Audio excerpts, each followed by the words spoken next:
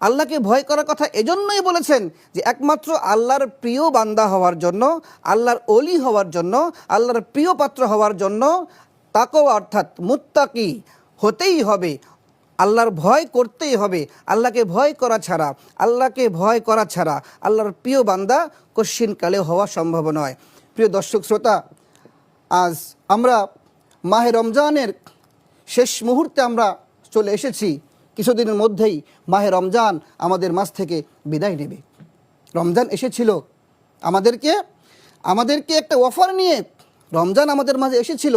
এই আয়াত আল্লাহ তাআলা যেই অর্ডারটা করলেন, যে নির্দেশ দিলেন, ইত্তাকুল্লাহ, ভয় করো, এই ভয় করার জন্য বান্দা যেন আল্লাহকে ভয় করতে পারে বা তাকওয়া অর্জন করতে পারে, এই জন্যই আল্লাহ তাআলা বান্দাকে একটি অফার দিলেন। সেটা কি? ইয়ারলি অফার, বাৎসরিক অফার। সেটা হলো এই রমজান মাস। এখানে একটু কথা, যেহেতু তাফসির, আল্লাহ তাআলা সূরা তাওবার 111 নম্বর আয়াতে বলছেন, ইন্নাল্লাহা আশতারা মিনাল মুমিনিনা আনফুসাহুম ওয়া আমওয়ালাহুম বিআন্না লাহুমুল জান্নাহ। সুবহানাল্লাহ। আল্লাহ তাআলা এই আয়াতে বলছেন, ইন্নাল্লাহ, নিশ্চয়ই আল্লাহ, ইশতারা, কিনে নিয়েছেন। আল্লাহ তাআলা কিনে নিয়েছেন। কি কিনলেন? কাদের কাছ থেকে কিনলেন? কিসের বিনিময়ে কিনলেন? ও মুসলমান, আমরা আসুন বুঝি। আল্লাহ তাআলা বলছেন মিনাল মুমিনিনা, মুমিনদের কাছ থেকে কিনলেন। কি কিনলেন? আনফুসাহুম, তাদের জান কিনলেন, ওয়া আমওয়ালাহুম, তাদের মাল কিনলেন। তো আল্লাহ তাআলা যে মুমিনদের কাছ থেকে কিনলেন, কিনতে হলে নিঃসন্দেহে কিছু বিনিময়ের দরকার আছে। আল্লাহ তাআলার সঙ্গে বান্দার যে ব্যবসা চলছে, এই ব্যবসার ক্ষেত্রে আল্লাহ তাআলা বান্দাকে কখনো সাপ্তাহিক, কখনো মাসিক, কখনো দৈনিক, কখনো বাৎসরিক আল্লাহ তাআলা অফার ঘোষণা করেন।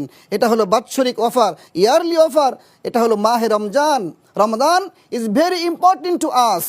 রমজান খুবই মূল্যবান, গুরুত্বপূর্ণ একটি বিষয় আমাদের জন্য।